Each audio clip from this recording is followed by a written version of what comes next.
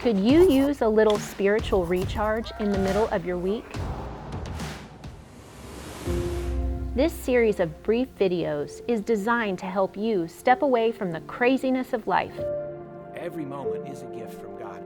For just a moment, to receive some practical encouragement from God. Let's get ready to learn and grow. Welcome to Pause.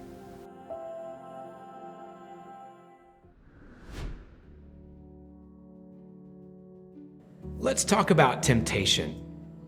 To be human is to be tempted. Every person alive has moments when the wrong path looks really inviting, when we feel our heart start to resonate with a harmful option before us. We know there's a hook inside that bait, but it just looks so good. Well, here's a scripture that gives us all kinds of help when we start longing for the wrong things. No temptation has overtaken you except what is common to mankind. And God is faithful. He will not let you be tempted beyond what you can bear. But when you are tempted, He will also provide a way out so that you can endure it. Each phrase of that verse drips with reassurance that we can conquer our temptations. Let's walk through it. First of all, no temptation has overtaken you except what is common to mankind. You may think your temptations are the most diabolical, irresistible things anybody has ever seen. If so, you're actually making a bigger deal of your temptations than they really are. Satan isn't all that creative. His bag of tempting tricks is limited. Though your temptations may be custom designed to prey on your unique mix of longings and lackings, you aren't the only one who has faced the challenges you face.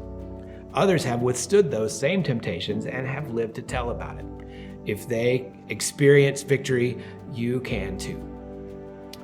The next phrase in the verse is the real key to victory. God is faithful. On its most obvious level, our struggle with temptation is about our faithfulness. Will we cave in to the pressure or will we stay true to God? But the real key to overcoming the allure of sin is not working extra hard to beef up our faithfulness, but rather leaning on the faithfulness of God. We can overcome temptation because He is faithful, because He is absolutely reliable and never leaves our side. We have all the strength we need to do right and to avoid wrong. We can stand firm against temptation if we stand on the unshakable bedrock of the faithfulness of our God. The next phrase is remarkably reassuring. He will not let you be tempted beyond what you can bear. Every testing is pre-approved by God in light of His perfect knowledge of your strengths and shortcomings. The temptation you experience is not big enough to defeat you.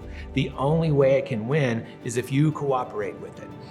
You don't have to waste any energy wondering whether you have the capacity to overcome a temptation that comes your way. In God's strength, you do have that capability, or He wouldn't have allowed the temptation in the first place. Then look at the amazing promise that ends the verse. But when you are tempted, He will also provide a way out so that you can endure it. Not only does God shield us from any temptation that would be too much for us, He also sabotages the ones that He allows. God builds an escape hatch in all of the temptations that get clearance to come our way. He will provide a way out. You may be headed toward a crash, but keep your eyes peeled for the exit ramp that God promises is there. Picture this scene. Satan has a net that he wants to throw over you. He has to go to God for permission to use that particular net, and God says, "Sure, but hand that to me for a minute." Then God cuts a big hole in the net, hands it back to Satan, and tells him to go for it. God always provides a way out.